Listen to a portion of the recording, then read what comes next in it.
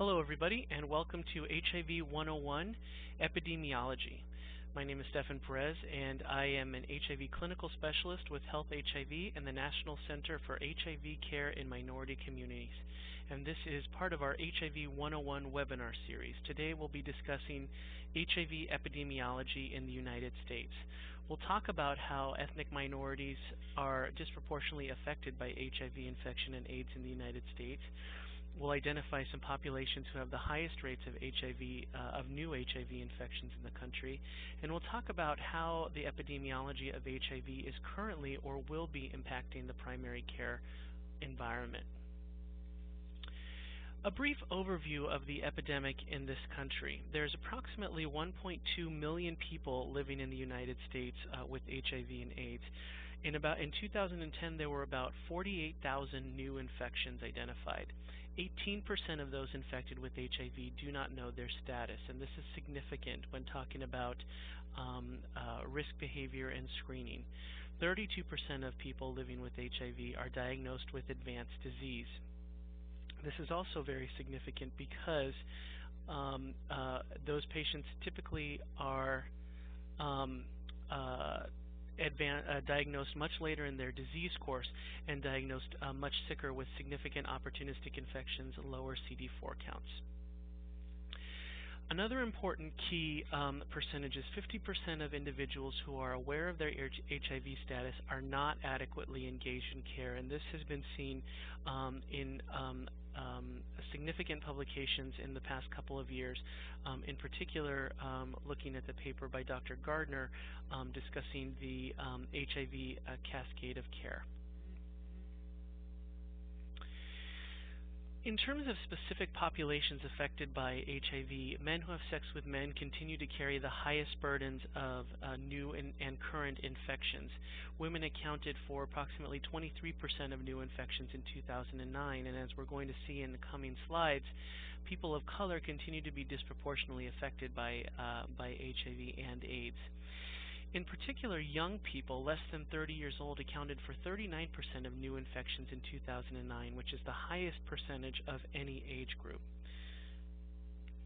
I do want to take a little bit of time to just discuss the HIV over 50 population. We are seeing a larger cohort of HIV infected persons over 50. This is from a little bit of an older data set, 2005. Persons aged 50 and over accounted for 15% of new infections, and 24% of people living with HIV and 29% of people living with AIDS. So some significant numbers in the over 50 cohort, which is going to be significant as we begin to treat an aging population that also have multiple age-related comorbidities. And long-term effects of antiretroviral therapy will need to be addressed. So this slide illustrates the demographics of a diagnosis of HIV infection among adults and adolescents in 2010.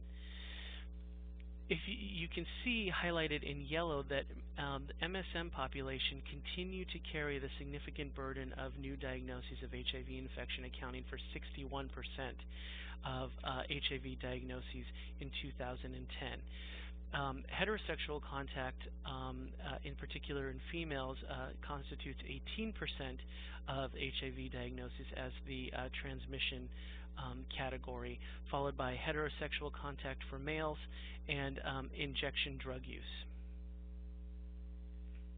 When looking at diagnosis of HIV infection among adults and adolescents by sex and race ethnicity in 2010, you can see that in the male population, African Americans constitute the largest percentage of new infections in 2010, with 41% of new infections in African American males, followed by 32% in white males and Hispanic Latino males at 24%.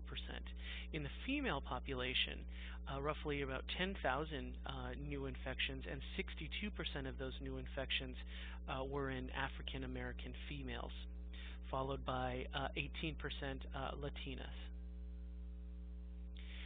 This is looking at diagnosis of HIV infection among adults and adolescents by sex and transmission category. So previously we were looking at sex and racial ethnicity.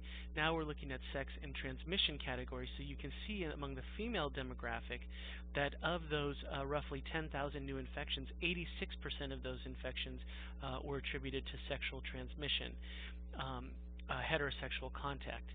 And the remaining 14%, roughly about 14% attributed to injection drug use, whereas in the male population, 77% of new infections were attributed to male-to-male sexual contact, followed by heterosexual contact, and then injection drug use. So this slide is looking at adults and adolescents who are currently living with HIV. So previously we were looking at new HIV diagnoses, and this is total people living with HIV separated out by sex and race ethnicity. So you can see again pretty significant numbers here among the female population. 59% of those living with HIV are African American females, followed by 19% white and 19% Latina, whereas in the male population, it is roughly almost evenly distributed between African American males and white males. However, and then 22% Hispanic and Latino. So this is looking at specifically AIDS diagnoses and population. So here we're looking at the total U.S. population makeup by race and ethnicity. So if you look on the right-hand side of the slide, this will give you the entire United States population broken down by race and ethnicity. So you can see approximately 65% of people in the United States are white, followed by 16% Hispanic or Latino, and 12% African American. However, when looking at the left-hand side of the slide, you can see that the the number of AIDS diagnoses is very disproportionate to the general population. So whereas African Americans make up about 12% of the general U.S. population, they make up 49% of current AIDS diagnosis in the country. And Latinos also a disproportionate amount, making up 16% of the United States population and making up 20% of current AIDS diagnoses. This slide is intended to show the diagnosis of HIV infection over the time of 2007 to 2010, and you can see that there is a little bit of an upswing in the top line, which represents male diagnoses. And in fact, in 2007, male-to-male sexual contact was around 50% of those diagnosed with HIV infection, and now in 2010, it has increased a little bit to 61%. So again, you can see this slide is looking at diagnosis of HIV infection in that same time period from 2007 to 2010, but this is looking at diagnosis by transmission category. So male-to-male sexual contact, again, as we discussed in the previous slide, has increased to about 61% in 2010. And heterosexual contact has relatively remained stable, however declined ever so slightly from 2007 to 2010. And I think this is one of the more dramatic slides that illustrates a diagnosis of HIV infection both by sex and race and ethnicity. And as you can see, both in males and females, the rates of diagnosis per 100,000 population are significantly higher in African Americans than all other racial and ethnic groups in the country. So very high in African American populations, as well as Latino populations, and equal with Native Hawaiians in the male category, and then again in females, African Americans and Latinos constituting the highest rates of HIV infection among adults and adolescents in 2010. This slide is really important because it illustrates the epidemic from roughly around 1985 to current data that we have from 2010. And as you can see, there's been a large decline in AIDS diagnosis among adults and adolescents in the white population. But if you look at the African American population, you can see that there's been a large, significant increase in AIDS diagnosis among this population, and also a subtle increase in Hispanic Latino. But you really can see a huge disparity, especially among our African American population.